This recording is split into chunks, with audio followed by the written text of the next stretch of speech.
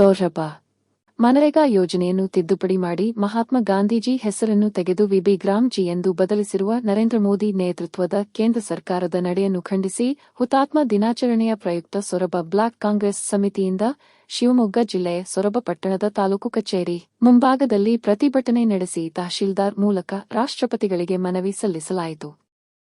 ಪ್ರತಿಭಟನೆಯ ನೇತೃತ್ವ ವಹಿಸಿದ್ದ ಬ್ಲಾಕ್ ಕಾಂಗ್ರೆಸ್ ಅಧ್ಯಕ್ಷ ಬಿ ಅಣ್ಣಪ್ಪ ಹಾಲಗಟ್ಟ ಮಾತನಾಡಿ, ದೇಶದಲ್ಲಿ ಕಾಂಗ್ರೆಸ್ ನೇತೃತ್ವದ ಯುಪಿಎ ಸರ್ಕಾರ ಜಾರಿಗೊಳಿಸಿ ಗ್ರಾಮ ಪಂಚಾಯಿತಿಗಳನ್ನು ಬಲಪಡಿಸಿದ್ದ ಮಹಾತ್ಮ ಗಾಂಧಿ ರಾಷ್ಟ್ರೀಯ ಉದ್ಯೋಗ ಖಾತರಿ ಯೋಜನೆ ಹೆಸರು ಮತ್ತು ಮೂಲ ಸ್ವರೂಪ ಬದಲಾಯಿಸಿ ಶೇ 90 ಬದಲಿಗೆ ಶೇ 60ಕ್ಕೆ ಅನುದಾನ ಕಡಿತಗೊಳಿಸುವ ಮೂಲಕ ರಾಜ್ಯ ಸರ್ಕಾರಕ್ಕೆ ಹೊರೆ ನೀಡಲು ಮುಂದಾಗಿರುವ ಕೇಂದ್ರ ಸರ್ಕಾರದ ನಡೆ ಖಂಡನೀಯ ಎಂದರು.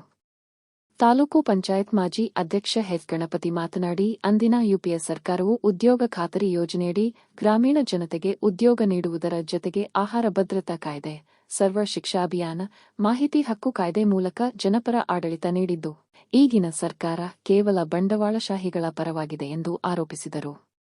ಮನರೇಗಾ ಹೆಸರು ಬದಲಾವಣೆ ಮಾಡಿರುವ ಕೇಂದ್ರ ಸರ್ಕಾರದ ವಿರುದ್ಧ ಪ್ರತಿಭಟನಾಕಾರರು ಘೋಷಣೆ ಕೂಗಿ ಆಕ್ರೋಶ ವ್ಯಕ್ತಪಡಿಸಿದರು.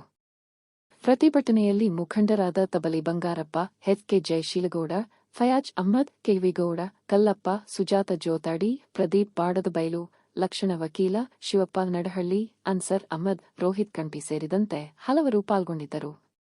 ಸಂದೀಪ ಯುಎಲ್ ಸೊರಬ.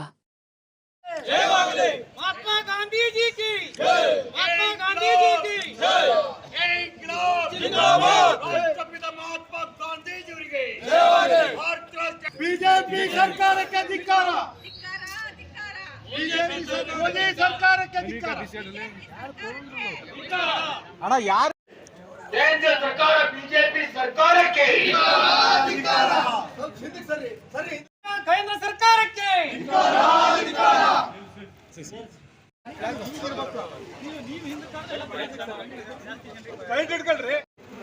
ಏನು ಮನರೇಗಾ ಯೋಜನೆಯನ್ನ ತಿದ್ದುಪಡಿ ಮಾಡಿ ಅನ್ನೋ ಒಂದು ಕಾಯ್ದೆಯನ್ನ, ಮಾರಕ ಕಾಯ್ದೆಯನ್ನ ರೂಪಿಸಿದೆ ಮೋದಿ ನೇತೃತ್ವದ ಬಿಜೆಪಿ ಕೇಂದ್ರ ಸರ್ಕಾರ. ಅದನ್ನ ಒಂದು ಗಾಂಧಿಯವರಿಗೆ ಅಪಮಾನ ಮಾಡಿದ್ದಂತೆ ಮತ್ತನ್ನ ಅದನ್ನ ವಿಬಿ ರಾಮ್ಜಿ ಅಂತ ಫೋಕಸ್ ಮಾಡ್ತಾ ಇದೆ. ಒಂದು ಕಲ್ಲಲ್ಲಿ ಎರಡಕ್ಕೆ ಹೊಡೆಯುವಂಥದ್ದು ನೋಡಿ. ಒಂದ್ ಕಡೆ ಗಾಂಧೀಜಿ ಅವರಿಗೆ ಹೆಸರಿಗೆ ಅಪಮಾನ ಮಾಡಿ, ಇನ್ನೊಂದ್ ಕಡೆ ರಾಮನ ಹೆಸರಿಗೆ ಅಪಮಾನ ಮಾಡುವಂಥದ್ದು. ಆಳವಾಗಿ ಅಧ್ಯಯನ ಮಾಡಿದ್ರೆ ಅದು ರಾಮ್ಜಿ ಅಲ್ಲ, ಬಿಬಿ ಗ್ರಾಮ್ಜಿ ಅನ್ನೋದು ತಮ್ಮೆಲ್ಲರಿಗೂ ತಿಳಿತದೆ. ಇದು ನಮ್ಮ ಒಂದು ಪಕ್ಷದಿಂದ ಒಂದು ಇದನ್ನು ಮಾಡಿದ್ದಾರೆ, ಅದನ್ನ ನೋಡಿದ್ರೆ ನಮಗೆ ತಿಳಿತದೆ. ಹಾಗಾಗಿ ಈ ಬಿಜೆಪಿಯ ಮತ್ತು ಈ ಮಹಿಳೆಯರು, ದಲಿತರು ಮತ್ತು ಅಸಂಘಟಿತರನ್ನ ದಮನ ಮಾಡುವಂತ ಎಲ್ಲ ಸಂದೇಶಗಳು ಇಲ್ಲಿ ಕಾಣ್ತದೆ. ಯಾಕೆಂತಂದ್ರೆ ಇದನ್ನ ಈ ಮನರೇಗಾ ಯೋಜನೆಯಿಂದ ಬಡ ಬಲ್ಲಿದರುಗಳು ಜೀವನವನ್ನು ಕಟ್ಟಿಕೊಳ್ತಾ ಇದ್ರು. ವರ್ಷಕ್ಕೆ 100 ದಿನ ಕೆಲಸ ಸಿಕ್ತಿತ್ತು, ಅದಕ್ಕೆ ಒಳ್ಳೆ ಅವರಿಗೆ ಸಂಬಳ ಸಿಕ್ತಿತ್ತು. ಎಲ್ಲವನ್ನೂ ಕೂಡ ಈ ಉದ್ದೇಶ ನೋಡಿ ಅದನ್ನು ದಮನ ಮಾಡಿಬಿಟ್ರೆ ರಾಜ್ಯ ಸರ್ಕಾರಕ್ಕೆ ಕೆಟ್ಟ ಹೆಸರು ಮಾಡಬಹುದು, ಜನಗಳಿಂದ ಅದೇ ಸ್ಥಿತಿಯಲ್ಲಿ ಇಡಬಹುದು.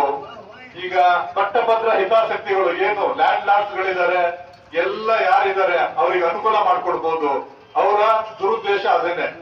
ಹಾಗಾಗಿ ಈ ಬಿಜೆಪಿಯ ದುರುದ್ದೇಶ ಏನಪ್ಪಾ ಅಂತಂದ್ರೆ, ಅಂಬಾನಿ, ಅದಾನಿ, ಈ ಪಟ್ಟಭದ್ರ ಹಿತಾಸಕ್ತಿಗಳೇನಿದ್ದಾರೆ ಲ್ಯಾಂಡ್ ಲಾರ್ಡ್ಸ್ ಗಳು, ಅವರಿಗೆ ಒಳ್ಳೇದನ್ನು ಮಾಡಿದ್ರೆ ಆಟೋಮೆಟಿಕ್ ಆಗಿ ಈ ದೇಶದ ಕೂಲಿ ಕಾರ್ಮಿಕರು, ದಲಿತರು ಎಲ್ಲ ದಮನ ಮಾಡಬಹುದು ಅಂತೇಳಿ ಅವ್ರ ಉದ್ದೇಶ.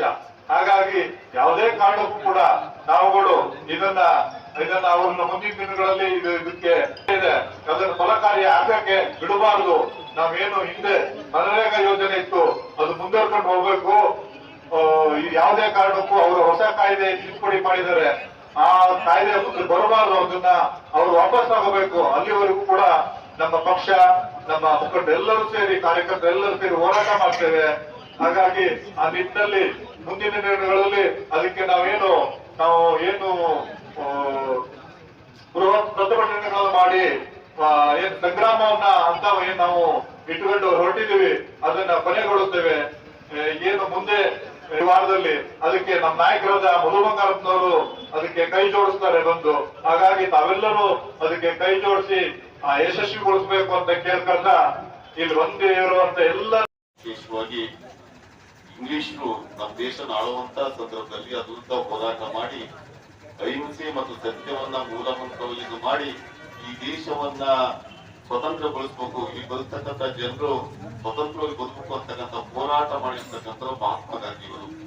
ಅವರ ಹೋರಾಟದಿಂದಲೇ ಅವ್ರ ಜೊತೆ ಬಹಳ ಜನ ಇದ್ದಾರೆ. ಗಂಗಾ ತಿಲಕ್, ಲಾಲಾ ಬಾಲಾದವರು ಹೋರಾಟವನ್ನು ಮಾಡಿ ಮಹಾತ್ಮ ಗಾಂಧಿ ಅವರಿಗೆ ಸಿಕ್ಕಿದೆ.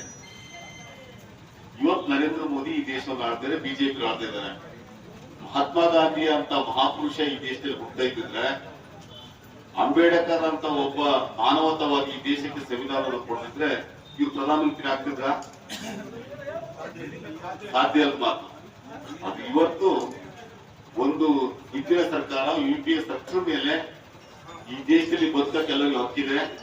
ಬಡ ಕೂಲಿ ಕಾರ್ಮಿಕರು ಉದ್ಯೋಗ ಇರ್ತಾರೆ, ಉಪವಾಸ ಬರಬಾರ್ದು ಅಂತ ಹೇಳಿ ಕೇಂದ್ರ ಸರ್ಕಾರ, ಆಗಿನ ಮನಮೋಹನ್ ಸಿಂಗ್ ನೇತೃತ್ವದ ಸರ್ಕಾರ, UPA ಸರ್ಕಾರ ಒಂದು ಯೋಜನೆ ತಂತು. ಅದು ಉದ್ಯೋಗ ಖಾತ್ರಿ ಯೋಜನೆ. ಆ ಯೋಜನೆ ಒಂದು ಬರೀ ಯೋಜನೆ ಅಲ್ಲ, ಒಂದು ಕಾಯ್ದೆ. 100 ದಿನನ ಕಡ್ಡಾಯವಾಗಿ ಗ್ರಾಮ ಪಂಚಾಯತಿಯವರು ಒಬ್ಬ